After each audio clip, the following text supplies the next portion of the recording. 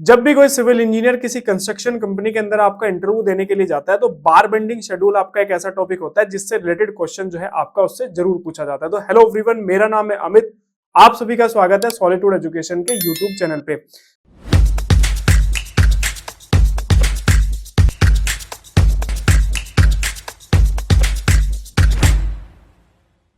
आज की वीडियो के अंदर हम लोग जो आपका बार बेंडिंग शेड्यूल के बारे में बात करेंगे। जनरली ये एक ऐसा टॉपिक है कि जिसके बिना आपका जो है कंस्ट्रक्शन जो है वो आपका पॉसिबल ही नहीं है। तो इसलिए जब भी कोई सिविल इंजीनियर्स किसी कंपनी के अंदर आपका जाता है तो वहां उससे बार बेंडिंग शेड्यूल से रिलेटेड क्वेश्चन जो है वो आपका 100% जो है वो आपका पूछे जाते हैं। लेकिन आज के टाइम पे क्या है कि बार बेंडिंग शेड्यूल हम लोग जो आपका एक्सेल सॉफ्टवेयर के अंदर उसको बनाते हैं। अभी तक कोई ऐसा सॉफ्टवेयर अवेलेबल नहीं है कि जो आपको एग्जैक्ट बार बेंडिंग शेड्यूल जो है आपका किसी भी प्रोजेक्ट का कि आप उसके अंदर ड्रॉइंग्स अपलोड करो या फिर ड्राइंग से रिलेटेड इन्फॉर्मेशन आप उसके अंदर प्रोवाइड करो और आपको वो बार बेंडिंग शेड्यूल जो है वो आपका बना के दे दे। तो पहले क्या होता था कि मैनुअल कैलकुलेशंस होती थी, लेकिन आज के टाइम पे क्या होता है कि एक्सेल सबसे ज्यादा इंपॉर्टेंट रोल जो है वो आपका प्ले करने लग गया है। आपको एस्टिमेट बनाना है तो भी आप जो है एक्सेल सॉफ्टवेयर को यूज करोगे। काफी सारे ऐसे कंस्ट्रक्शन फॉर्मेट्स या डॉक्यूमेंट्स होते हैं जिनको आपका यूज किया जाता है, वो सभी आपका एक्सेल सॉफ्टवेयर के ऊपर बनते हैं। वैसे ही आपका बार बेंडिंग शेड्यूल जो होता है वो भी आपका एक्सेल सॉफ्टवेयर के ऊपर ही बनता है। तो आज हम लोग जो आपका एक आइडियल फॉर्मेट के बारे में बात करेंगे कि एक्सेल पे अगर आप बार बेंडिंग शेड्यूल बना रहे हैं तो उसका एक आइडियल फॉर्मेट आपका किस तरीके से होता है और कौन कौन सी इंफॉर्मेशन आपको जो है उस फॉर्मेट के अंदर आपको देनी चाहिए। अभी आपको लैपटॉप की स्क्रीन के अंदर एक बार बेंडिंग शेड्यूल का एक फॉर्मेट आपको दिख रहा होगा। जब से मैंने कंस्ट्रक्शन इंडस्ट्री के अंदर आपका जॉब करनी स्टार्ट की है तब से मैं इस फॉर्मेट को जो है आपका यूज कर रहा हूँ।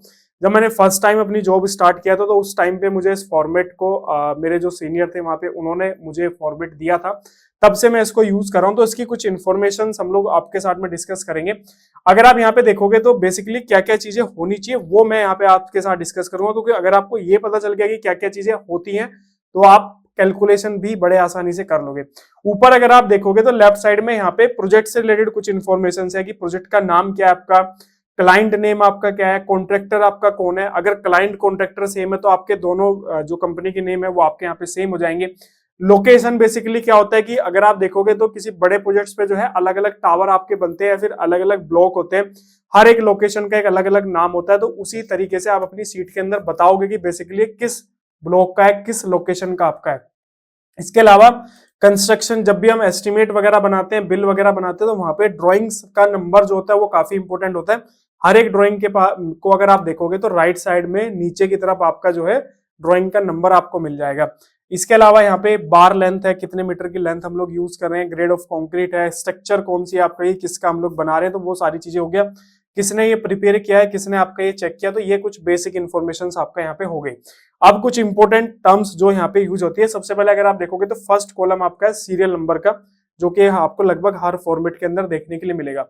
इसके बाद यहाँ पे नेक्स्ट आपको जो मेरा कॉलम है वो आपका डिस्क्रिप्शन का। डिस्क्रिप्शन बहुत आपका जरूरी होता है क्योंकि हमें सामने वाले को ये बताना होता है या फिर कोई भी उसको चेक कर रहा होता है या फिर हम ही खुद उसको बना रहे होते हैं, तो हमें ये पता होना चाहिए बेसिकली कि हम किस चीज का आपका बीबीएस बना रहे हैं। जैसे यहाँ पे अगर आप देखोगे तो यहाँ पे एक फुटिंग लिखी हुई है, फुटिंग F1, उसका साइज आपका मेंशन है 2500 बाई 2500।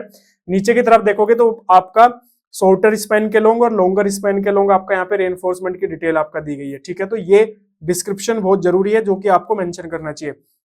इसके बाद नेक्स्ट है आपका डाई ऑफ बार। अब बार बेंडिंग शेड्यूल बना रहे हैं तो डायामीटर तो मेंशन करना ही पड़ेगा, क्योंकि बिना डायामीटर के तो आप जो है बार बेंडिंग शेड्यूल आप बना ही नहीं सकते हो। तो यहाँ पे डाई ऑफ बार आपका मेंशन है। सबसे नेक्स्ट जो आपका कॉलम है वो आपका डाई ऑफ बार का है। इसके बाद आपका यहाँ पे नंबर्स ऑफ बार, मतलब मान लो कोई मेरी फुटिंग है 2500 बाई 2500 की, उसके अंदर आपकी कितनी नंबर ऑफ बार लग रही है वो बेसिकली आपको पता होना चाहिए, क्योंकि उसी के बेसिस से हम टोटल कटिंग लेंथ कैलकुलेट करते हैं और देन फाइनल हम लोग जो हमारा वेट होता है वो हम कैलकुलेट करते हैं।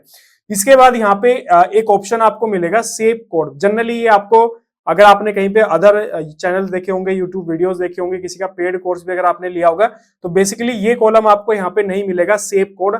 जनरली लोग क्या करते हैं कि बार बेंडिंग शेड्यूल का जो फॉर्मेट यूज करते हैं उसी में ही आपका जो है सेव जो है वो आपका बनाते हैं। लेकिन जनरली मैं जो सॉफ्टवेयर मैं जो यूज करता हूँ उसमें मैं क्या करता हूँ, यहाँ पे सेव कोड आपका प्रोवाइड करता हूं। जैसे यहाँ पे लिखा हुआ है FUS, मतलब ये कोड हो गया। आप जनरली अपने हिसाब से कोई भी कोड यूज कर सकते हो। सो इसके साथ में एक अलग सीट आपको मिलेगी। यहाँ पे नीचे आप देख रहे होंगे फुटिंग सेव के नाम से, इस पे आप क्लिक करोगे।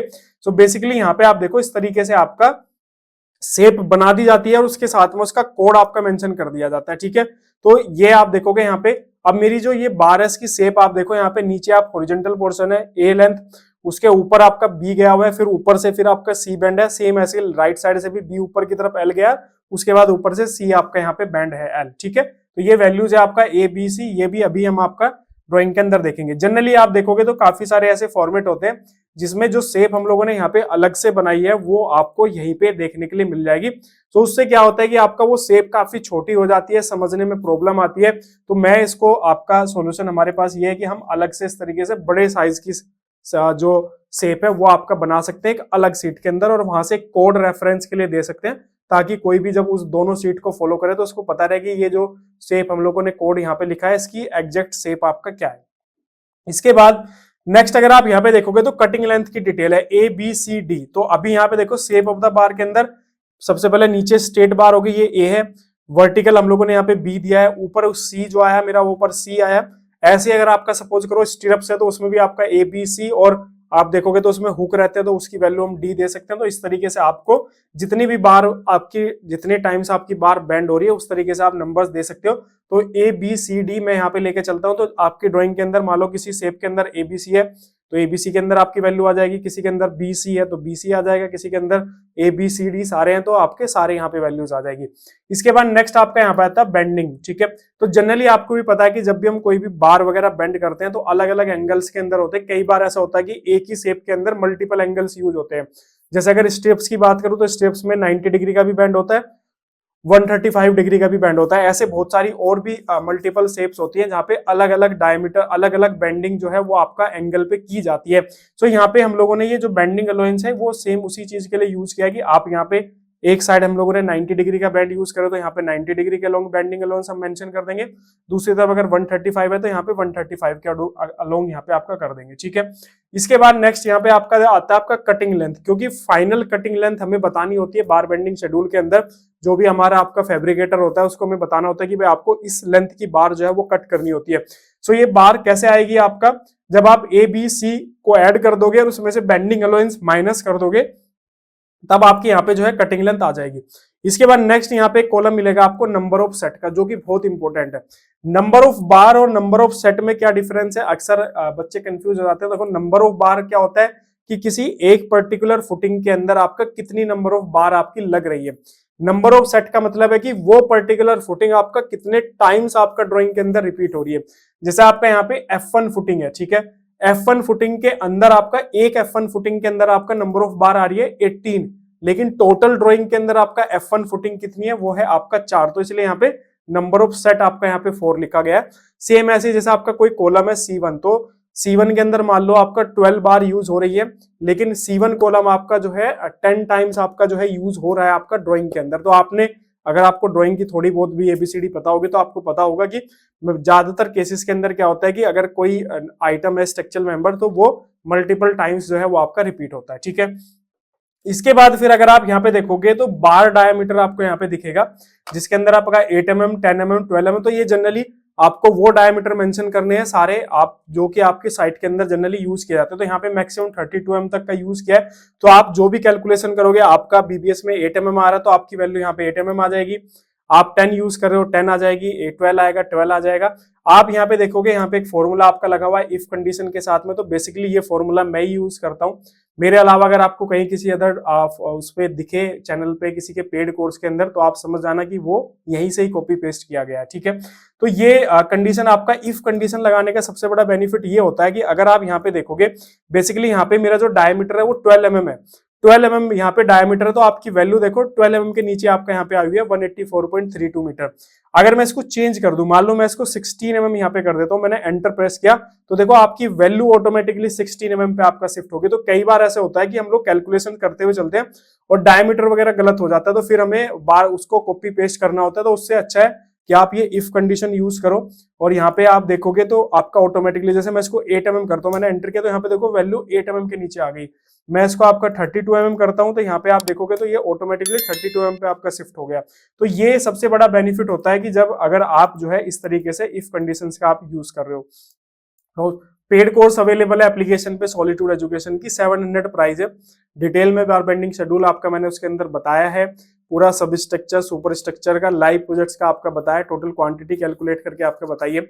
इसके अलावा अलग अलग स्ट्रक्चरल मेंबर्स के भी हैं, जैसे आपको वाटर टैंक का चाहिए उसका भी, आपका ब्रिज का आपको चाहिए, और हाईवे से रिलेटेड जो स्ट्रक्चर्स होती हैं उसका अगर आपको चाहिए तो सारे कोर्स अलग अलग अवेलेबल है। एप्लीकेशन डाउनलोड कर लेना, लिंक डिस्क्रिप्शन में मिल जाएगा, जाके हम वहां पे चेकआउट कर सकते हैं।